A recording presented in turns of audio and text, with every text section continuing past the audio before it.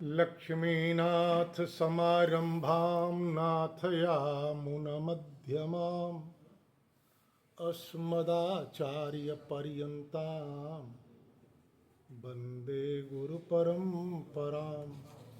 त्रिदण्डहस्तं सितयज्ञसूत्रं काषायवस्त्रं लशदूर्ध्वपुण्ड्रं रथाङ्गशङ्खाङ्कितबाहुमूलं रामानुजार्यं शरणं प्रपद्ये।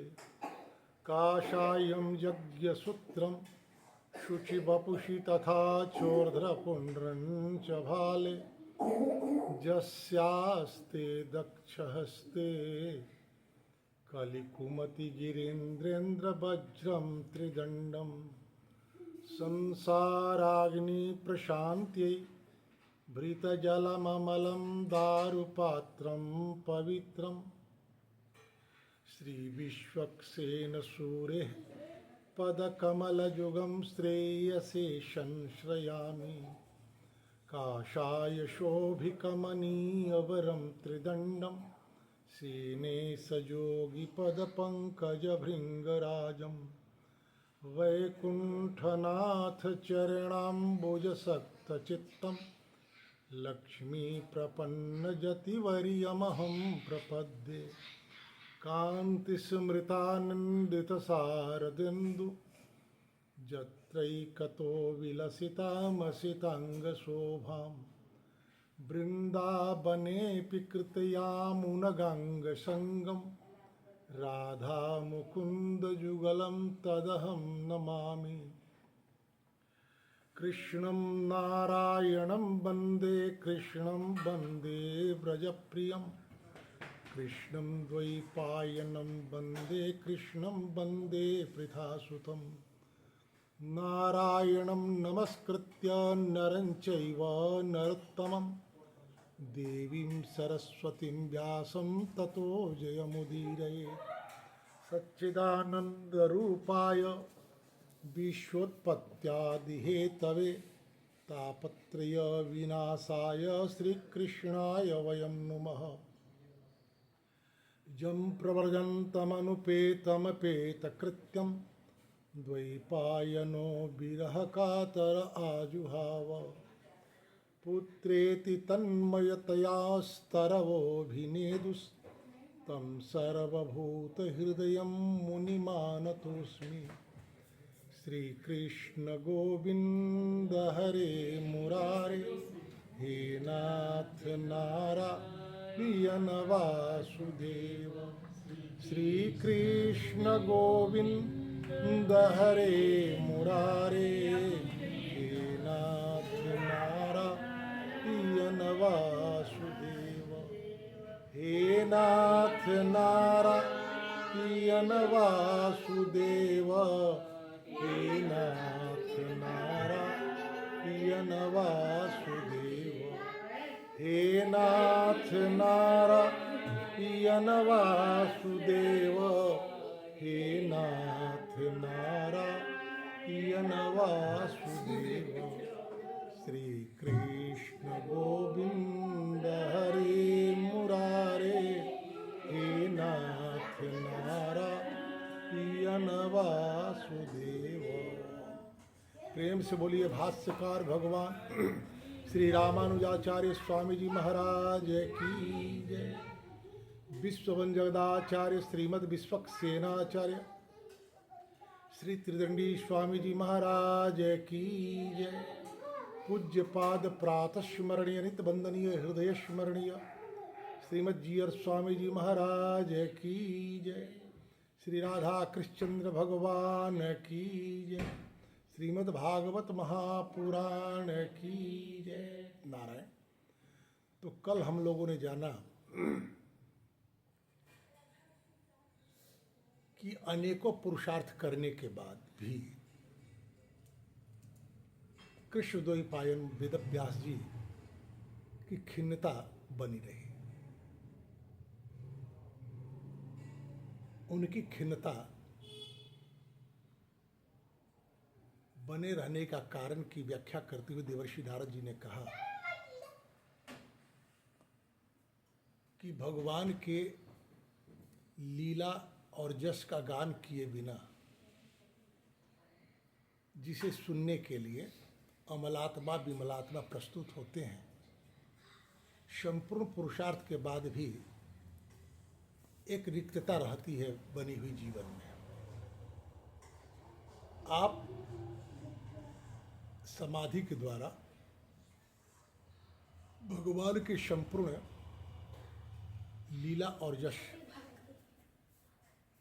का ध्यान कर उसका गायन करें, जिसे सुनने से संसार में कलिमल मलित संपूर्ण जीवों का भी कल्याण होगा।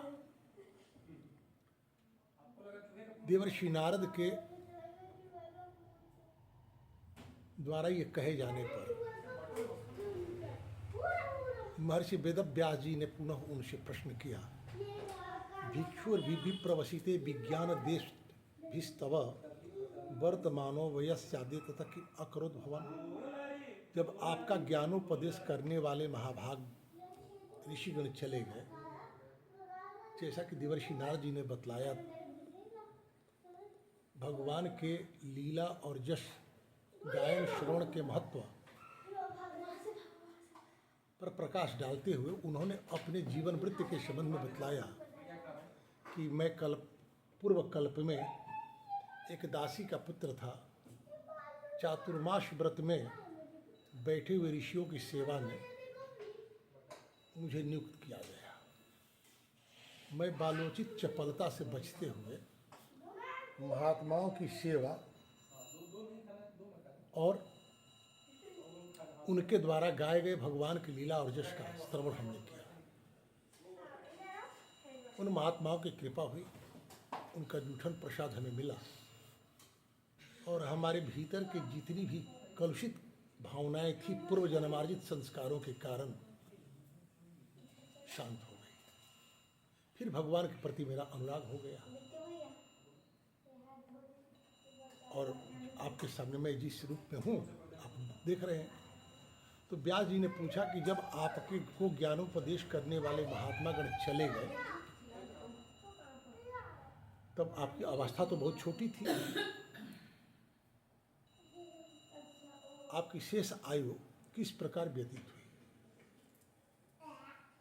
और मृत्यु के समय आपने किस विधि से अपने शरीर का परित्याग किया।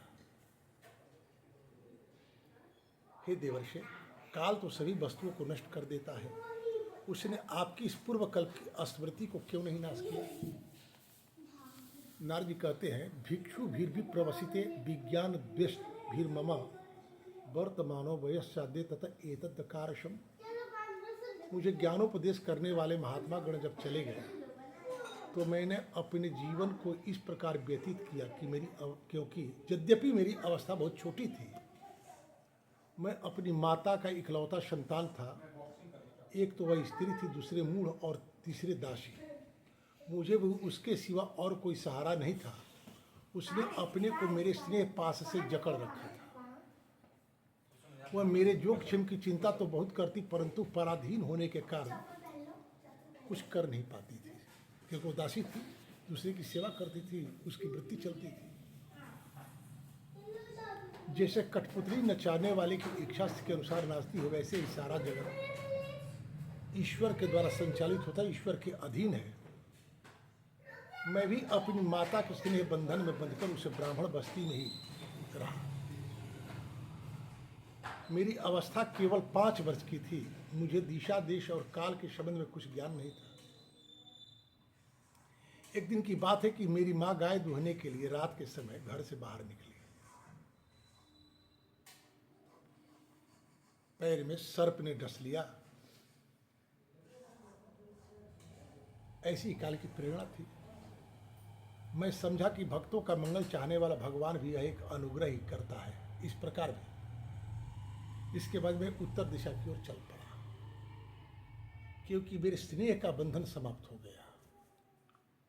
मैं अपने जीवन के योग क्षेम से निश्चिंत होकर जो माता के आश्रय में रहा करता था, अब तो मेरा योग क्षेम चाहने वाला कोई रहा नहीं।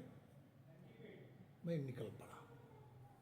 उस और मार्ग में मुझे अनेक धन धान्य संपन्न देश नगर गांव, अहिरों की चलती फिरती बस्तियां, खाने खेड़े, नदी पर्वत, तटवर्ती पहाड़, वाटिकाएं, वन उपवन, रंग बिरंगे धातुओं से युक्त विचित्र पर्वत दिखलाई पड़े। कहीं कहीं जंगली वृक्ष थे, उनकी बड़ी शाखाएं थी। हाथियों ने जिसे तोड़ डाला था। शीतल जल से भरे हुए जलाशय थे, जिनमें देवताओं के काम आने वाले कमल, उन पर पक्षी तरह तरह की बोली बोल रहे थे, भौरे मंडरा रहे थे। ये सब देखते हुए मैं आगे बढ़ा जा रहा था। मैं अकेला ही था। इतना लंबा मार्ग तय करने पर मैं एक घोर गहन जंगल में पहुंचा। उसमें नरकट, बांस, सेटा, कुश, कीच आदि खड़े थे। उनकी लंबाई चौड़ाई भी बहुत थी। वहाँ सांप, उल्लू, सियार आदि भयंकर जीवों का बसेरा था। देखने में बड़ा भयावना लगता था। चलते चलते मेरा शरीर और इंद्रियां शिथिल हो गई। मुझे बड़े जोर की प्यास लगी। भूखा तो था ही। वहाँ एक नदी मिली। उसके कुंड में मैंने स्नान किया, जलपान किया, आचमन किया। इससे मेरी थकावट मिट गई। उस विजन वन में एक पीपल के नीचे मैं आशा लगाकर बैठ गया। उन महात्माओं ने भगवान के लीला रूप जस का गान सुनाते समय जिस तरह की छवि बतलाई थी, शब्द, चित्र,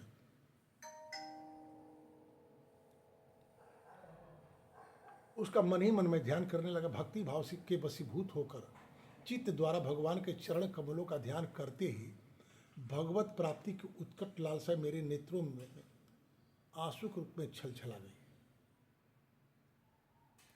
और हृदय में धीरे धीरे भगवान प्रकट हो गए।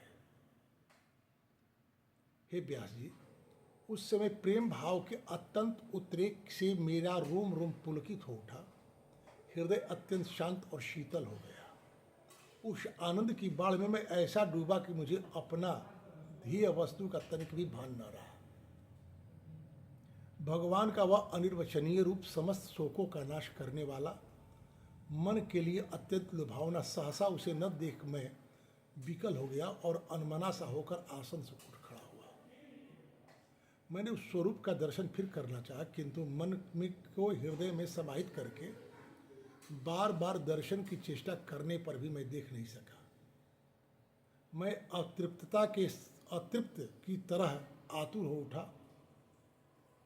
इस प्रकार निर्जर वन में मुझे प्रयत्न करते देख स्वयं भगवान ने, जो वाणी के विषय नहीं है,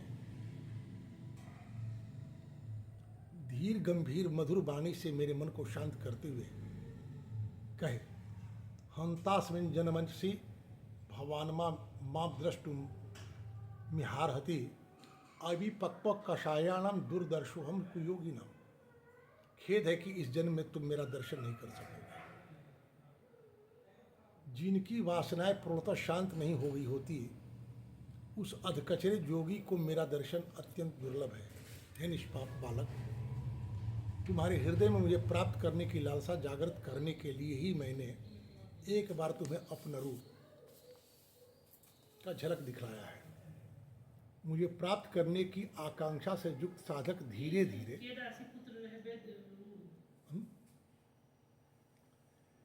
धीरे हृदय की संपूर्ण वासनाओं का भली भांति त्याग कर देता है।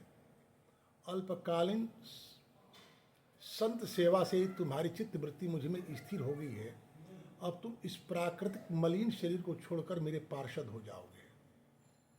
मुझे प्राप्त करने का तुम्हारा यह दृढ़ निश्चय कभी किसी प्रकार नहीं टूटेगा। समस्त सृष्टि का प्रलय हो जाने पर भी मेरी कृपा से तुम्हें मेरी स्मृति बनी रहेगी।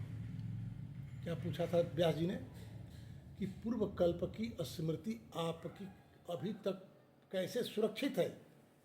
तो ये सारी बात बता रहे हैं कि भगवान ने कहा कि प्रलय होने के बाद भी मेरी स्मृति नहीं मिटेगी।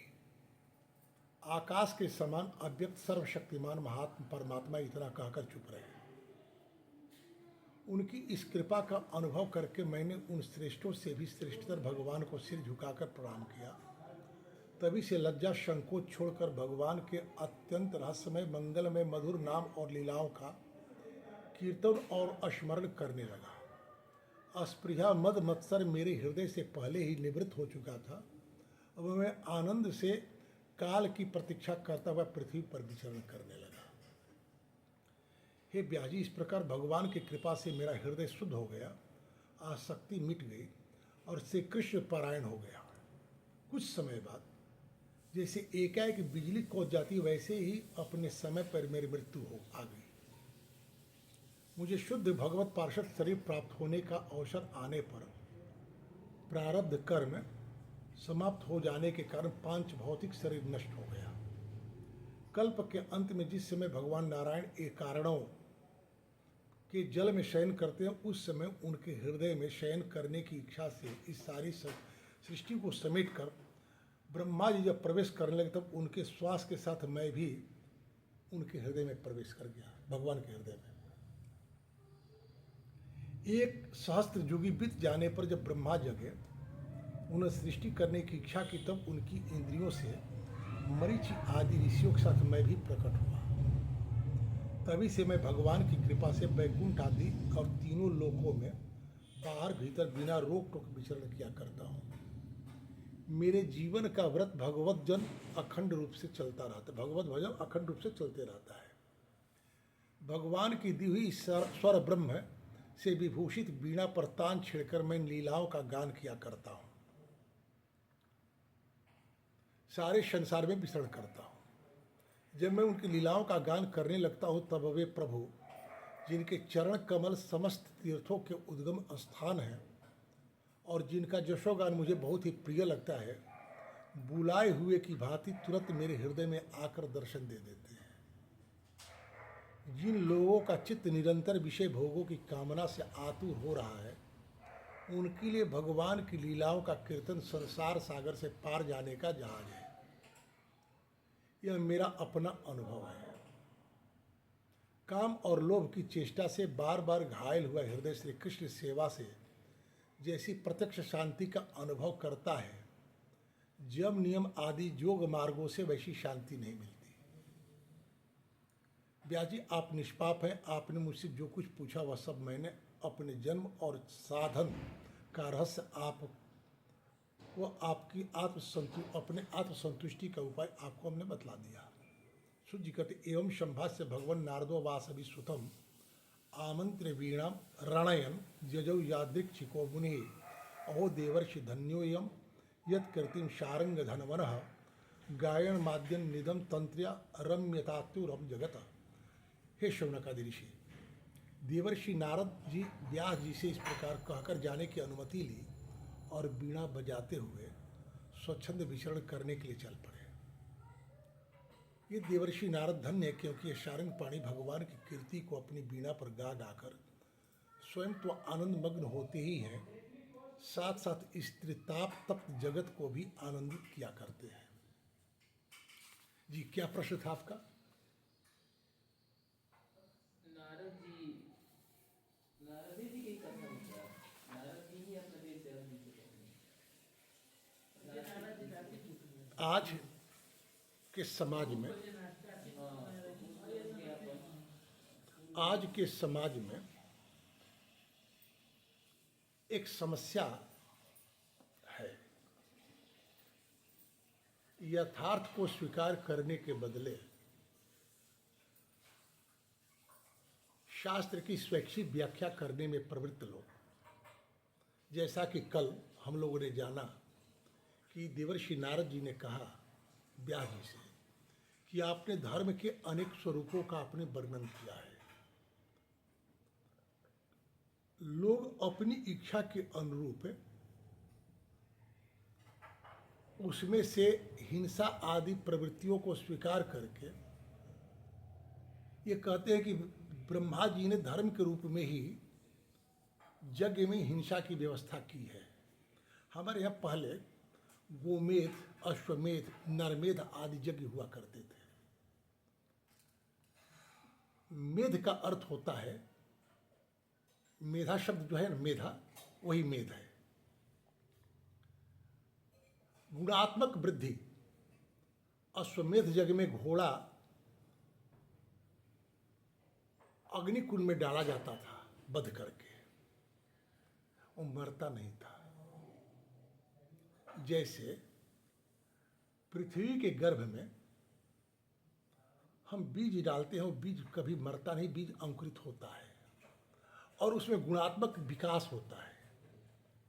लेकिन कलयुग के जीवों में जो हिंसामय यज्ञ है, उस यज्ञ के हिंसामय सिद्धांत को जाने बिना अपने स्वाद लिप्सा के कारण हिंसा यज्ञ में लोग प्रवृत्त हो जाते हैं।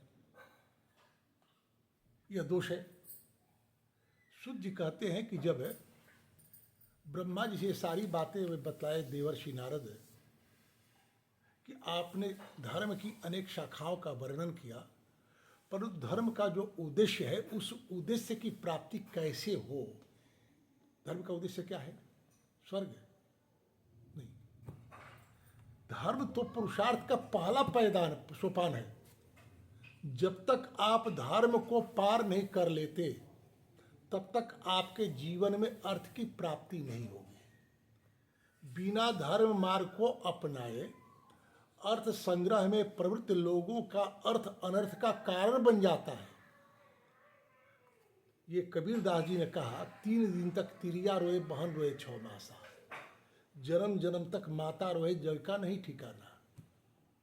जो पत्नी अपने पति के प्रति समर्पित होती है, जब उसका पति उसके जीवन से चला जाता है तो उसे अपने पहाड़ सी जिंदगी नजर आती है। पति की चिंता कम होती है, अब अपनी चिंता ज्यादा होती है 3 दिनों के बाद। 3 दिन तक तिरिया रोए। तो संसार का जो संबंध है, इस संबंध को प्रसन्न रखने के लिए यदि हम अर्थ का संचय करते हैं तो परिणाम क्या होगा? हम लोगों ने श्रीमद् भागवत महापुराण में 2 कथाएं हम लोगों ने जाना, एक धुंधकारी का, एक भक्ति देवी का। भक्ति देवी के जीवन में समृद्धि है, लेकिन उनका ज्ञान और वैराग्य मुमूर्ष हो गया है, थक गया है। सेवित होने के बाद भी दुखी है। उनका कष्ट दूर कैसे होता है? संत साहचर्य से। संत कहते किसे हैं? जो अत्यंत परिग्रही हो। 2 तरह के लोग संग्रह नहीं करते संसार में, एक पुरुषार्थी और एक ईश्वराश्रित। जैसे ईश्वरीय व्यवस्था पर पूर्ण निर्भरता है, वह भी संग्रह नहीं करता, कहता है कि जाही विधि राखे राम वही विधि रही है। और जो पुरुषार्थी है वह भी संग्रह नहीं करता। सिंह कहीं संग्रह करता है क्या? ना सिंह संग्रह करता है, ना हाथी संग्रह करता है। संग्रह की प्रवृत्ति सबसे अधिक 2 जीवों में पाई जाती है, चूहे में और चींटी में। परिणाम क्या होता है? चूहा जो अपने बिल में अन्न का कोष एकत्र किए रहता है, संग्रह किए रहता है, उस अन्न को निकालने के लिए प्रयत्न करते से पहले चूहा को ही मार देता है, चूहा मार। और चींटी बहुत संग्रह करती है और संग्रह के आग्रह में, लोभ में, परिग्रह के प्रति मोहग्रस्त होकर वही टिकी रहती है कि वर्षा के दिनों में जल उसे बहा देता है। दूसरी कथा हम लोगों ने सुना, धुंधकारी। धुंधकारी अपने जीवन में वासनाओं के आग्रह में 5 स्त्रियों को अपने पास रखा और उनकी उल्टी सीधी मांग को पूरा करने में अनेक प्रकार के अनैतिक आय का स्रोत उसने सृजित किया। परिणाम क्या हुआ? धन बचाने के फेरे में धुंधकारी को जला करके मार दी सब। तो यदि धर्म के बिना हम अर्थ का संग्रह करते हैं तो वह अर्थ हमारे जीवन में अनर्थ का कारण होता है। धर्म परक अर्जित अर्थ के द्वारा जितनी कामनाएं पूर्ण हो सकती है, उससे अधिक की कामना करना मेरे जीवन में अशांति पैदा कर देता है। तो यदि धर्म के साथ हम अर्थ का संग्रह करें, अर्थ प्राप्त करें और उस अर्थ से वैसी कामनाओं की कामना करें जिन कामनाओं से हमारे चित्त वृत्तियों में कोई दोष न हो, तो क्रमिक रूप से आगे बढ़ने पर मोक्ष की प्राप्ति होती है। लेकिन मोक्ष का परित्याग जो कर देता है उसे भगवान की प्राप्ति हो जाती है। मोक्ष प्राप्त करने के बाद कोई संतुष्ट हो जाए कि भाई मैं मुक्ति हो गई, अरे मुक्त तो जय विजय भी था महाराज, शापित होकर के उसे राक्षस बनना पड़ा, ऐसा मोक्ष लेकर हम क्या करेंगे। यही कारण कि भक्ति की इच्छा रखने वाले लोग जो ज्ञान पूर्वक वैराग्य का आश्रय लेकर भगवान की कथाओं का श्रवण करते हैं, वैराग्य पूर्वक और ज्ञान पूर्वक, अवस्था आयु का महत्व नहीं है जीवन में। ध्रुव जी भी 5 वर्ष की आयु में घर का परित्याग कर दिए भगवत प्राप्ति के लिए। उनकी परिस्थिति कुछ दूसरी थी, वे अपनी विमाता द्वारा उपेक्षित हुए थे, उसकी कथा हम लोग विस्तार पूर्वक सुनेंगे। तो उस उपेक्षा के प्रतिक्रिया में उन्होंने घर का परित्याग कर दिया। प्रहलाद जी 5 वर्ष की आयु में अपने पिता को ज्ञानोपदेश देने लगे। 5 वर्ष की आयु में ये दासी का पुत्र जो अब नारद है, इसमें सेवा की ऐसी प्रवृत्ति जगी। अब भगवत कथा श्रवण की और तीनों प्राणियों के विषय में हम लोग देख लें कि उनकी सदगति क्या होगी, किस अवस्था में सम्मानित है, किस रूप में। ध्रुव तो मान लिया जाए कि वो क्षत्रिय थे, राजपुत्र थे, लेकिन प्रहलाद तो दैत्य में जन्म लिए थे और देवर्षि नारद दासी पुत्र थे। आज जन्मना जाति को आधार बनाकर के समाज में एक वर्गवाद फैलाने का जो दुष्प्रयास किया जा रहा है, उन्हें देवर्षि नारद की कथा से शिक्षा लेनी चाहिए। हमारे यहां सारी व्यवस्थाएं एक तंत्र के द्वारा संचालित होती है। तंत्र क्या है? उसकी एक मर्यादा है, क्रमिक विकास। ऐसे विचार किया जाए तो यदि एक हमारे यहाँ कोई वर्ण मात्र जन्म के आधार पर कनिष्ठ या श्रेष्ठ नहीं है। यदि कोई ब्राह्मण कुल में जन्म लेकर मदिरा पान करता है, मांसाहार करता है, वेश्यागमन करता है, यदि वो लगातार 3 दिन कर ले तो वो मलेच्छ हो जाता है। ऐसे ब्राह्मण को प्रणाम करने से 7 पीढ़ियां नरक जाती हैं प्रणाम करने वाले की। रही बात शूद्र की, तो जो शूद्र मांसाहार, मदिरा पान आदि कुकृत्य नहीं करता, वैसा शूद्र त्याज्य नहीं है।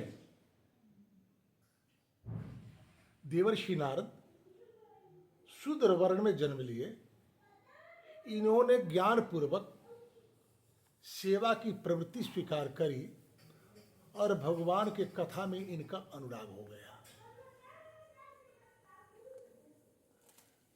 ज्ञान पूर्वक यदि हम संसार के संबंधों को जीते हैं तो ये संसार के संबंध ही हमारे जीवन को इस भवसागर से पार कराने में नौका की भूमिका निभाएंगे। अन्यथा भगवती के सप्तशती के पाठांग कीलक में यह बात नहीं कही जाती, पत्नी मनोरमाम देही मनोवृत्तानुसारिणी तारिणी दुर्ग संसार सागर से कुलोद्भवा। भवसागर से पार करने में वह तरिणी की भूमिका निभाती है। एक अच्छी पत्नी जो होती है, जिस संबंध में बतलाया, कार्ये दासी रतौरंभा भोजने जननी समा आपत सुमंत्रनी भर्तु सा नारी पतिव्रता। ये 4 गुण जिस स्त्री में होता है, वह स्त्री अपने पति को अपने जीवन में संपूर्ण संतुष्टि देकर पति का निर्माण कर देती है।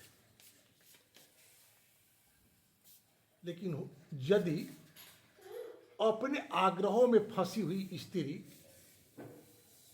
अपने पति का निर्माण नहीं करी तो बात दूसरी है। तो संसार का संबंध जो है वह आपको इस भवसागर से पार करने में भी सहायक होता है। हाँ, यह कोई जरूरी नहीं है कि आप जितना समय में चाहे कि हम निर्माण कर दें उतने समय में ही निर्माण कर दें, यह कोई आवश्यक नहीं है। निर्माण जिस व्यक्ति का कर रहे हैं हम, उसके पूर्व जन्मों के संस्कार के कारण उसमें कितना मल है, उस मल को निकालने में समय भी लग सकता है।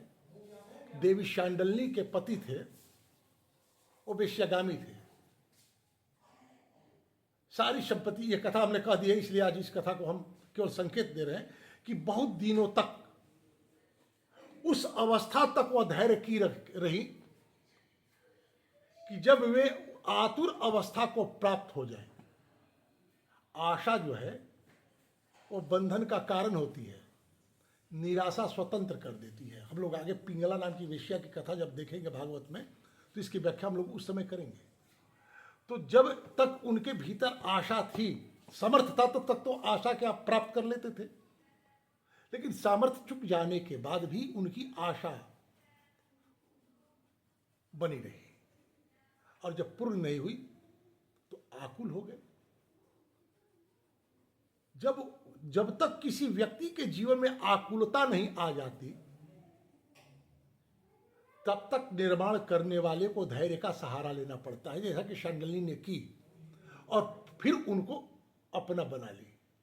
वे संपूर्ण रूप से समर्पित हो गए। पराशर स्मृति में कहा गया है कि जिस तरह एक सपेरा सांप को अपने बीन के धुन पर बील से बाहर निकालकर नचाता है, उसी तरह एक अच्छी पत्नी अपने सद्व्यवहार से अपने पति को अपने अनुकूल कर कर उसके प्रेम की संपूर्ण अधिकारिणी हो जाती है।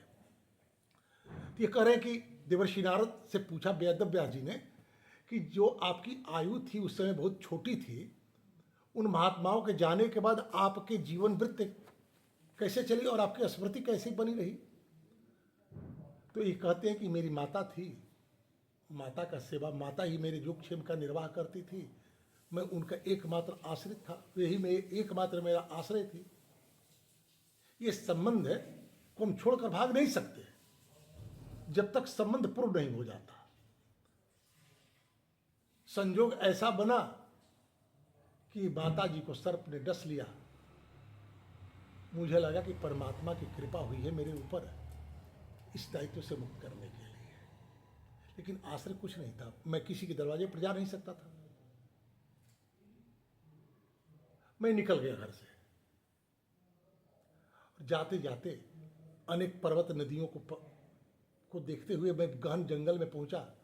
वहां मैं थका हुआ था, मुझे प्यास लगी थी। जीवन की यात्रा में जब व्यक्ति थक जाता है तो लक्ष्य के नजदीक पहुंच जाता है। एक बार लक्ष्मण जी ने पूछा भगवान श्री राम से कि प्रभु आप कृपा किस पर करते हैं? तो प्रभु श्री राम ने कहा कि लक्ष्मण है, जिसके माथे के पसीने से उसकी एड़ी भीग जाती है श्रम करते समय, उस पर मैं कृपा कर देता हूं। परमात्मा के कृपा के पहले आपको संपूर्ण प्रयत्न तो करना होगा। तो ये कहते हैं कि मैं थका हुआ था, जल पिया, मुझे कुछ शांति मिली। मैं एक वृक्ष के नीचे बैठा, कथाओं के द्वारा भगवान के जिस रूप का हमने वर्णन सुना था उसका चिंतन करने लगा कि एकाएक मेरे हृदय में चपला की तरह, आकाश में चमकने वाली विद्युत की तरह भगवान का वही रूप मेरे हृदय में चित्रित हुआ, बिंबित हुआ। मैं आनंद निमग्न हो गया कि वह छवि लुप्त हो गई। जैसे छोटे बच्चे को मां खड़ा करने के लिए सिखलाती है तो उंगली आगे बढ़ाती है और बच्चा उस उंगली को पकड़ने के लिए जैसे जैसे प्रयास करता है, मां उंगली धीरे धीरे हटाती जाती है और बच्चा खड़ा हो जाता है। ठीक उसी तरह भगवान अपनी छवि दिखाकर लुप्त कर दिए और मेरी आतुरता बढ़ गई। मैं विह्वल हो गया। सांत्वना के स्वर मेरे कानों में आए भगवान ने कहा, हंतास्मिन् जन्मनि भवन माँ दृष्टि मिहार हस्ति अविपक्व कषायाणम दुर्दर्शोहम कुयोगिनम। इस जन्म में अब देवर्षि नारद आप मेरा दर्शन नहीं कर सकते। नारद, जिनकी वासनाएं पूर्वतः शांत नहीं होती हैं, उस अधकचरे योगियों को मेरा दर्शन अत्यंत दुर्लभ होता है। वासना का अर्थ होता है सम्मान पाने की लालसा, अपने अभीष्ट को पाने की लालसा, यह भी एक वासना है।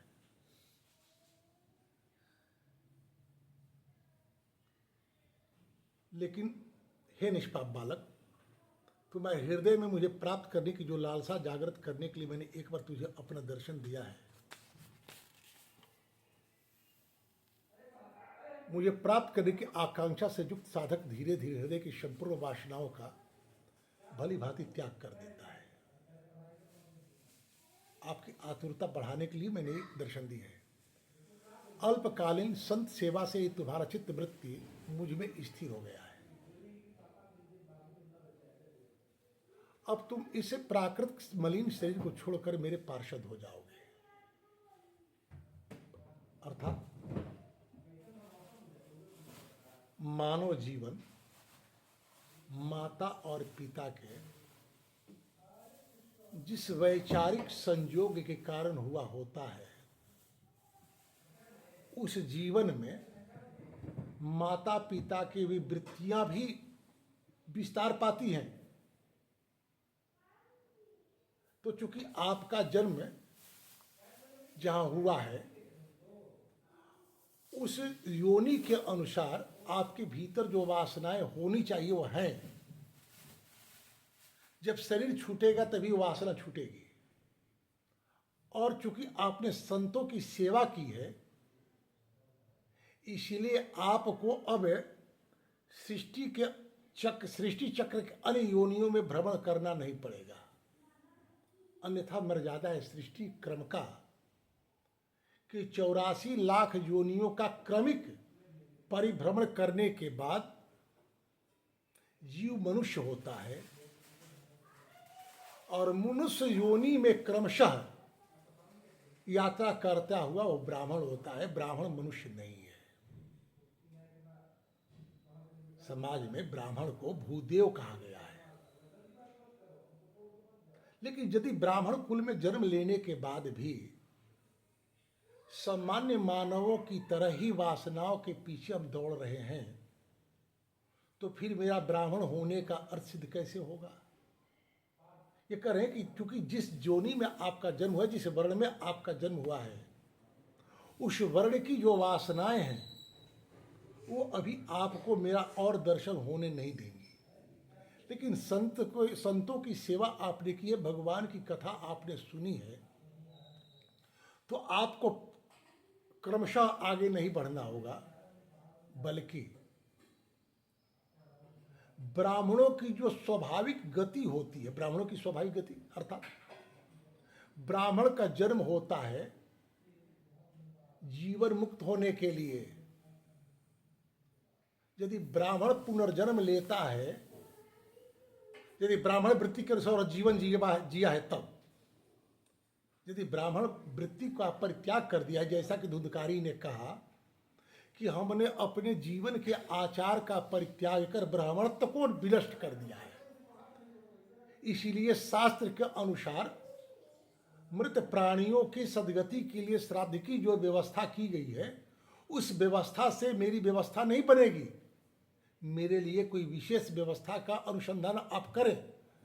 गोकर्ण जी भगवान सूर्य की आराधना कर करके भागवत का उपदेश किए कि भागवत सुनाओ, भागवत उन्होंने सुनाया।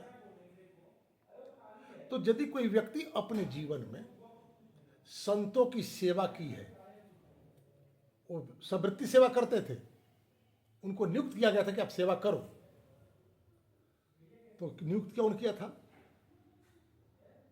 एक बात, उनकी माँ थी तो माँ ही तो नियुक्त की होगी। तो जो माता की आज्ञा रूपी धर्म का पालन करते हुए संतों के यहाँ गए तो धर्म के बाद अर्थ की प्राप्ति होती है। तो संतों ने भगवान के लीला और जस रूपी साधन इनके जीवन में दे दिया, और ऐसे साधन से जो कामना जन्म लेती है वही कामना है भगवत दर्शन की। तो 3 पुरुषार्थ तो ये पार कर लिए। तीसरे पुरुषार्थ के बाद तो मोक्ष ही ना, मोक्ष इन्हें नहीं चाहिए। तो भगवान ने कहा कि आपको मैं अपना पार्षद बना लूंगा। ये सालों की मुक्ति भी है, लेकिन चूंकि वहीं नहीं रहते, स्वतंत्र है कहीं भी जाने के लिए। तो 5 प्रकार के जीव होते हैं, नित्य, मुक्त, मुमुक्ष, कैवल्य और बद्ध। नित्य जीव जो होते हैं वो वैकुंठ में ही रहते हैं, और भगवान के सृष्टि के बाद सृष्टि को क्रमिक करने के लिए, व्यवस्थित करने के लिए वे आते हैं, जिसमें मरीचि आदि हैं। मुक्त जीव वही रहते हैं वैकुंठ में ही, और भगवान के द्वारा सृष्टि की गई प्रजा को सृष्टि के उद्देश्य की ओर संलग्न करने की शिक्षा देने के लिए आते हैं। ये नारद जी हैं। मोक्ष जीव इस जगत में जन्म लेकर संसार के साधन और संबंधों से प्राप्त होने वाली पीड़ा का अनुभव करके भगवान की ओर अभिप्रेरित होने के लिए जो सद्य प्रस्तुत रहते हैं वे मुमुक्षु जीव कहे जाते हैं। कैवल्य जीव जो आत्मा की सत्ता को स्वीकार करते हैं, लेकिन आत्मा ही परमात्मा का एक अंग है यह नहीं मानते। और बद्ध जीव संसार के वासनाओं की प्राप्ति को ही अपने जीवन की परम सिद्धि मानते हैं। वे बद्ध जीव कहते हैं, बद्ध मैंने बधा हुआ, तो बधा हुआ पशु होता है। तो ये देवर्षि नारद जी जो है ये मुक्त जीव की श्रेणी में आगे पुरुषार्थों को पार करके मातृ आज्ञा का सम्यक अनुपालन धर्म, संतों की सेवा धर्म, कथा अर्थ, भागवत दर्शन की लालसा काम, इसके बाद मोक्ष। यही नियम है। 4 पुरुषार्थ है, तो चौथे पुरुषार्थ पर वे चले गए। शरीर का परित्याग कर, शरीर को परित्याग करने के लिए जो तैयार है वह मुक्त है। जिसे शरीर को बचाने की चिंता नहीं है वह मुक्त है। मरनो भलो विदेश में जहां न आपन कोई, मांस खाए जनावरा महामहोत्सव होए। संबंधों से मुक्त हो गए हम, संबंधों की सीमा के पार हो गए, व्यष्टि से समष्टि की ओर हम बढ़ने लगे।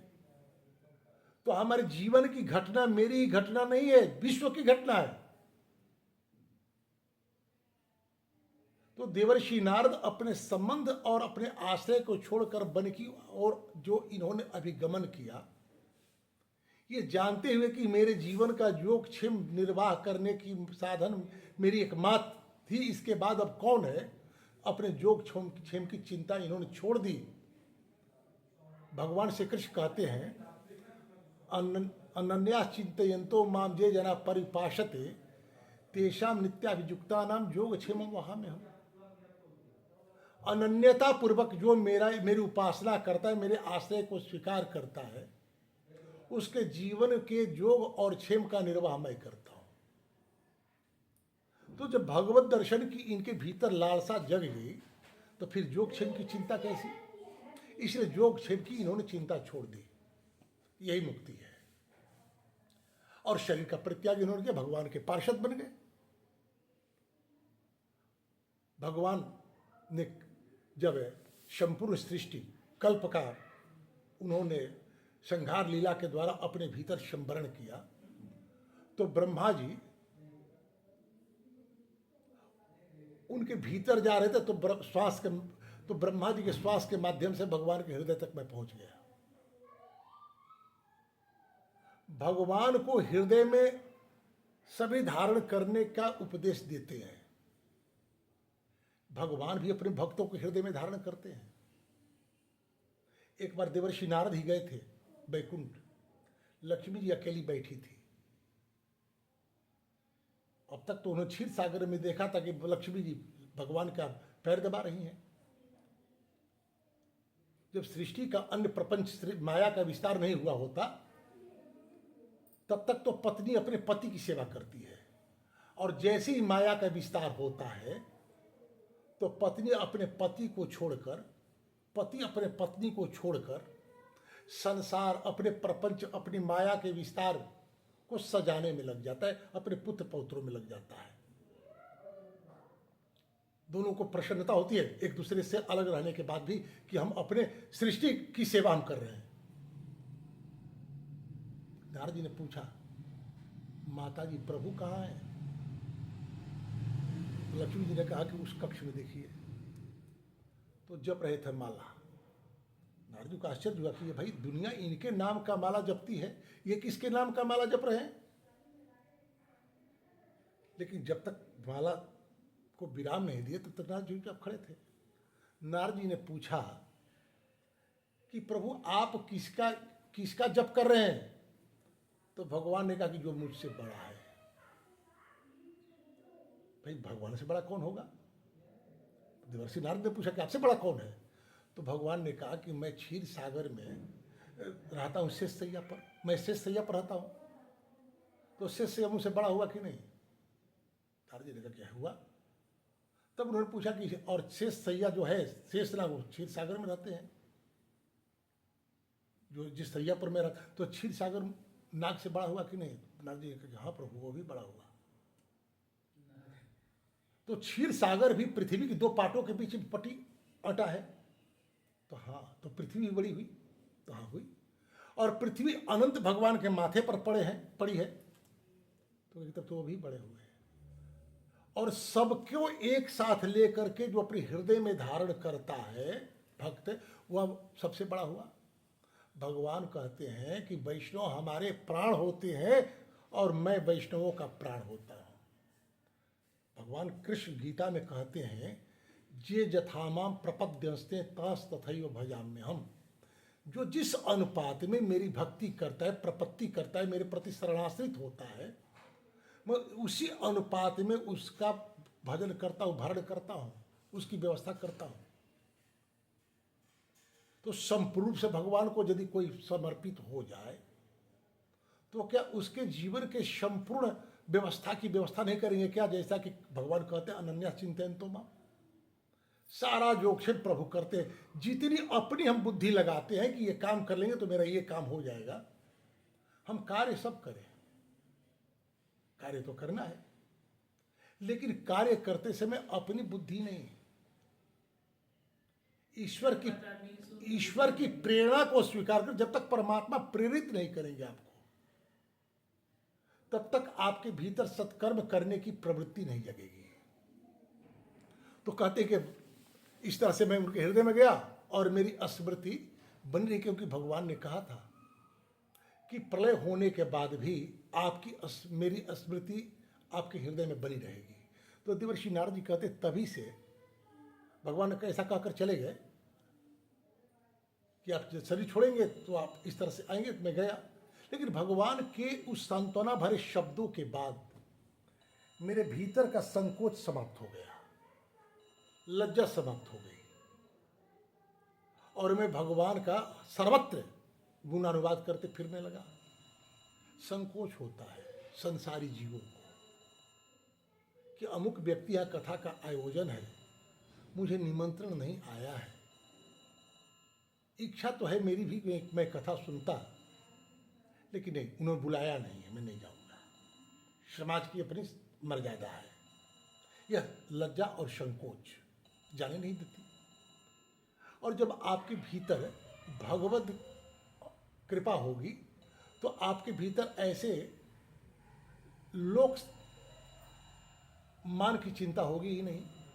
नाभा दास जी एक बार एक पुस्तक लिख रहे थे, भक्त माल, मैंने भक्तों की माला, सारे भक्तों को जोड़ करके माला बना रहे थे। तो माला पूर्ण होती है सुमेरु से, तो वैसा कोई भक्त दिख रहे हैं जो था उन्हें। भक्तों की पंक्ति बैठी थी कि तुलसी बाबा गए सबसे बाद में। तो मर्यादा है कि आप पहले जाए तो पहली पंक्ति में बैठें, अन्यथा लोगों को पार करके आगे जाने का प्रयास न करें। जिनके लिए सुरक्षित है घेरा, वे अपने घेरे में जाएंगे, और यदि आपके लिए सुरक्षित आरक्षित सीट नहीं है तो पीछे जाएंगे, तो पीछे जाएंगे, पहले कैसे बैठेंगे। तो तुलसी बाबा सबसे लास्ट में आए और प्रसाद वितरण होना शुरू हो गया था, अर्थात सत्र पूरा हो गया था। तुलसीदास जी के पास प्रसाद लेने के लिए कोई पात्र आता तब तक प्रसाद आ गया। इन्होंने एक भक्त के जूते में प्रसाद लेकर खा लिया। खीर था, हाथ में अटरेगा नहीं। भाई किसी भक्त का जूता है तो भक्त का रज तो है उसमें, कौन सी बुरी चीज है। यह बात संतों के प्रति इनका समर्पण देख करके कि इतने निराभिमानी हैं और संतों के प्रति इनकी इतनी श्रद्धा है कि संत का जो जूता है उसमें संत के चरणों का रज है, वह रज मेरे भीतर यदि चला जाए तो मेरा जीवन धन्य हो जाए, खीर के साथ चला जाएगा। ये बात प्रयागराज जी ने कहा था संतों से कि मेरी बड़ाई नहीं है, आप लोग आते हैं मेरे ऊपर कृपा करते हैं और आपका चरण जो यहाँ गिरता है इससे मैं बड़ा हो गया हूँ। तो उन्होंने नाभादास जी ने कहा वहीं से कि मेरी माला पूरी हो गई, संतों का शिरोमणि मेरू मिल गया, और उसी समय से संत शिरोमणि की उपाधि मिली गोस्वामी तुलसीदास जी को। तो ये कहते हैं नारद जी कि व्यास जी, मैं तभी से संकोच और लज्जा का परित्याग करके मैं घूमते रहता नहीं, भगवान के लीलाओं का गान किया करता हूं घूमते हुए।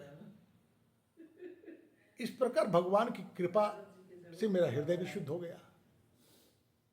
जब तक हृदय में तर्क भी वासना होगी, और वासना जाएगी कैसे, तो भगवान के नामों का संकीर्तन किया जाए संकोच छोड़कर।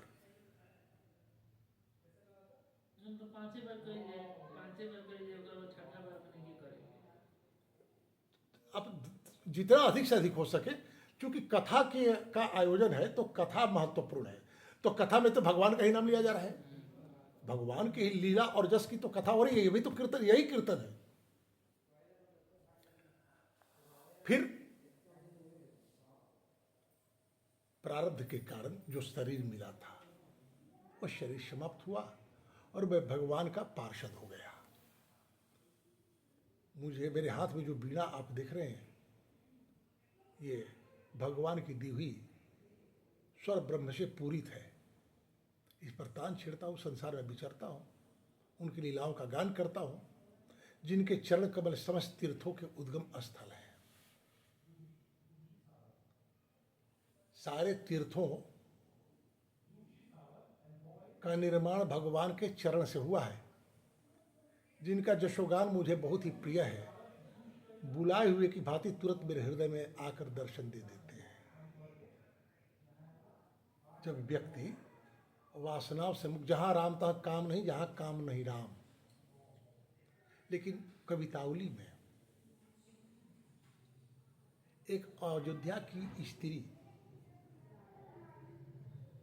कुछ इस प्रकार कहती है कि अवधेश के द्वार सकार गई, सुत गोद के भूपति लय निकसे, अवलोक और सोच विमोचन को ठगे जे न ठगे धिक से, तुलसी मन रंजित रंजित अंजन, नैन सुखंजन जातक से, सजनी शशि में समशील उभय भव नील सरोरु से विकसे। जब गई, सकारे का दो अर्थ होता है, एकदम सुबह सवेरे को भी सकारे कहते हैं, और कार्य का साथ कार्य को के उद्देश्य से जाना भी सकार्य है।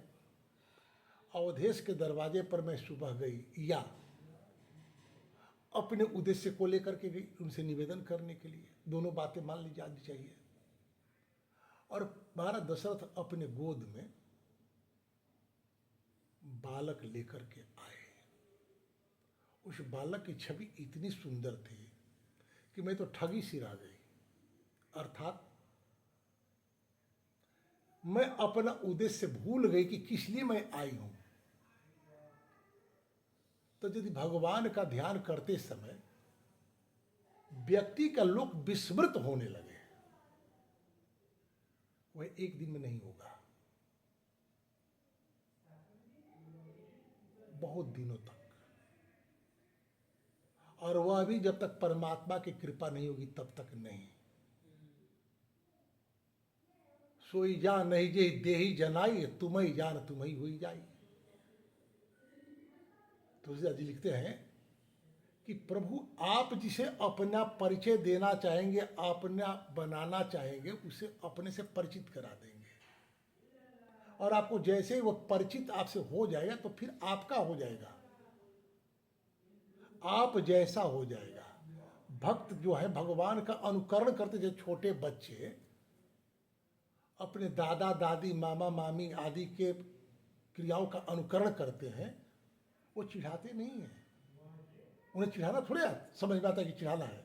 उन्हें आनंद होता है अपने श्रेष्ठ जैसा अभिनय कर करके, श्रेष्ठ जैसा व्यवहार करके।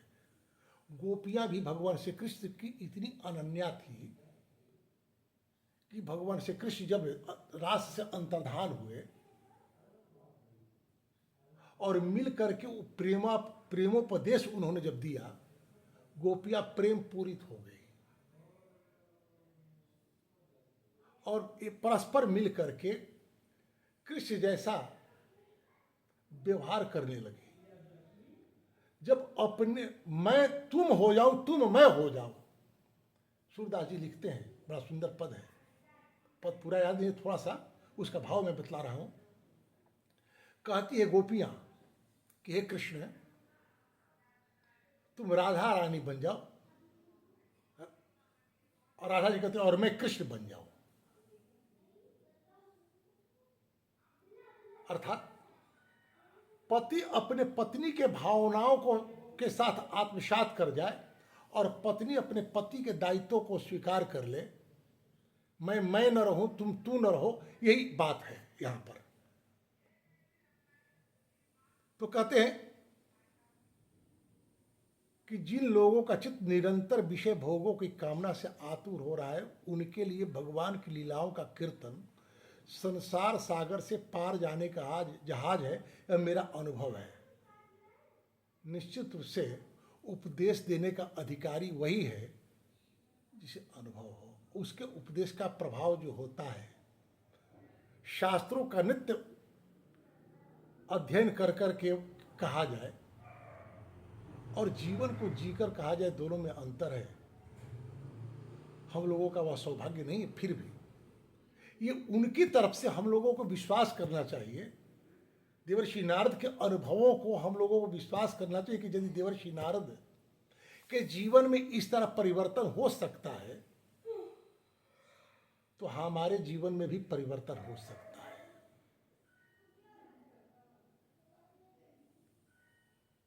आवश्यकता है उस प्रकार के सच्चे संत की। ये भागवत का निर्माण ही हुआ है इसी आधार पर। उद्धव जी ने जब कहा भगवान से कि आप गोलोक जा रहे हैं, कलयुग आ रहा है, खलों की संख्या बढ़ जाएगी और खलों की संगति के कारण संत क्रूर कर्मा हो जाएंगे, तो पृथ्वी किसका आश्रय लेगी? अर्थात संस्कृति कहां बचेगी, धर्म कहां सुरक्षित रहेगा? तो भगवान ने कहा कि ऐसी बात है तो मैं जाऊंगा नहीं, मैं अपने तेज को यहीं रख दूंगा भागवत में। तो जो भागवत का आश्रय ले ले, लेकिन दुर्भाग्य यह है कि आज भागवत की कथा वाणी की बुद्धि से जब की जानी शुरू हो गई तो भागवत की कथा में तो रस मिल रहा है, लेकिन जैसा कि देवर्षि नारद जी ने कहा कि सुंदर छंद, सुंदर स्वर और सुंदर शब्दों का समायोजन केवल हो तो वह कल्याण का कारण नहीं है। भगवान की लीला, भगवान की कीर्ति, भगवान के जस जिसे सुनने के बाद मन की वासनाएं शांत हो जाती हैं, वह थोड़ा शब्द में ही हो, कर्ण प्रिय न हो, तभी वह श्रेष्ठ है। तो कथाओं में जो आज गायन की परंपरा चली है, केवल इसलिए कि लोगों को अच्छा लगे।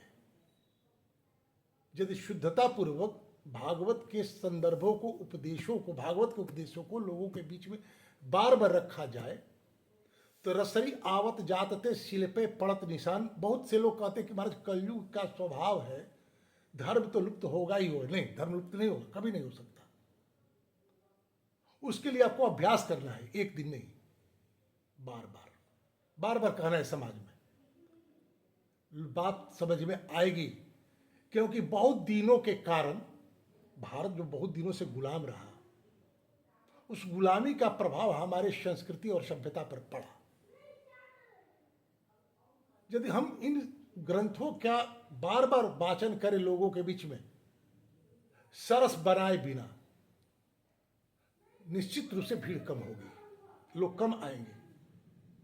लेकिन जो आएंगे वे आते रहेंगे और उनके जीवन में एक न एक दिन परिवर्तन होकर रहेगा। जरूरत है उस धैर्य की जो धैर्य देवर्षि नारद जी में था। इस तरह से व्यास जी से कहते हैं कि काम और लोभ की चोट से बार बार घायल हुआ हृदय श्री कृष्ण सेवा से जैसे प्रत्यक्ष शांति का अनुभव करता है, यम नियम आदि योग मार्गों से वैसी शांति नहीं मिल सकती। व्यास जी, आप निष्पाप है, आपने मुझसे जो कुछ पूछा था वह सब हमने आपसे कह दिया। सारे यम नियम में आबद्ध रहे, बहुत बड़ा जोग आप जोग कर रहे हो, लेकिन उससे यदि भगवान के प्रति आपके मन में अनुराग नहीं हो रहा है तो पानी के ऊपर लकीर खींचने में जो किया गया है श्रम, वही श्रम आपने किया है। नारद जी भी एक बार तपस्या करने बैठे थे, आकाशवाणी हुई कि भगवान के चरणों में रति हो गई तो तपस्या करने का कोई अर्थ नहीं है। और यदि तपस्या करने से भगवान के चरणों में रति नहीं हो पाई तो जाके ऐसी तपस्या करने से लाभ क्या। नारद जी तपस्या छोड़ दिए, चल दिए। भगवान से प्रेम कैसे प्राप्त होगा इसकी खोज में। तो उन्हें सबसे पहला व्यक्ति जो मिला लोमस थे, चिरंजीवी अर्थात जीवन के अनुभवों के पूंजीभूत स्वरूप परम वीतरागी। अपने रहने के लिए उन्होंने एक कुटी भी नहीं बनवाई थी। ऐसे अपरिग्रही संत का उपदेश देवर्षि नारद को अभिप्रेरित किया और चले गए कैलाश। और कैलाश में महाराज पति और पत्नी उमा और शंकर दोनों बैठकर के भगवान की कथा का और सुन रहे थे। पार्वती जी प्रश्न करती थी और शंकर जी उसका उत्तर देते थे। सती तो थी नहीं कि संदेह करेंगी, सती न संदेह कही थी क्योंकि बड़े बाप की बेटी थी। शिव जी के बात पर उन्हें विश्वास ही नहीं होता था ईश्वर तत्व के संबंध में। परिणाम क्या हुआ, उन्हें जलकर मरना पड़ा। हालांकि वे ही पार्वती बनकर आई। उनका संदेह का निराकरण हुआ जब भगवान शिव ने राम की परीक्षा लेने की बात करी। वहां मुझे नहीं जाना, कथा यहां समेटना है। अब तो कहते हैं कि आपके पास बहुत ज्ञान हो जाए, बहुत भक्त योग हो जाए, नहीं, भगवान नहीं मिलेंगे। भगवान तो मिलते हैं करुणा से, और करुणा आती है सेवा और समर्पण से। एक छोटा बालक जब आंखों में आंसू भर करके अपनी माँ की ओर हाथ बढ़ाकर रोता है तो माँ संसार का सबसे महत्वपूर्ण कार्य छोड़ देती है और अपने बेटे को गोद से लगा लेती है। ठीक उसी तरह संतान है, हम वे परम पिता हैं हमारे, जगत के सारे जीव उनकी संतति हैं। तो जिस दिन वह कोई जीव संपूर्ण निष्ठा से भगवान के प्रति अपनी बाहें बढ़ाएगा तो भगवान उसे नहीं थाम लेंगे क्या? इतना सिखा बतला करके, लेकिन निष्पाप व्यास जी आपने जो पूछा था वो सब हमने आपको अपने जन्म साधन का रहस्य बतला दिया। अब मुझे चलने की आज्ञा दें। ये भागवत रचना की प्रस्तावना है तो भागवत ही, भागवत का प्रथम स्कंद का 6ठा अध्याय हम लोग कर लिए, लेकिन भागवत की प्रस्तावना है कि भागवत का निर्माण किन उद्देश्यों से किया जाना चाहिए। अब भूमिका है कि जो व्यक्ति भागवत होता है उसके जीवन का जोगक्षेम भगवान कैसे करते हैं, इसकी कथा हम लोग कल सुनेंगे। 2 बार भगवान का नाम। श्री कृष्ण गोविंद हरे मुरारे, हे नाथ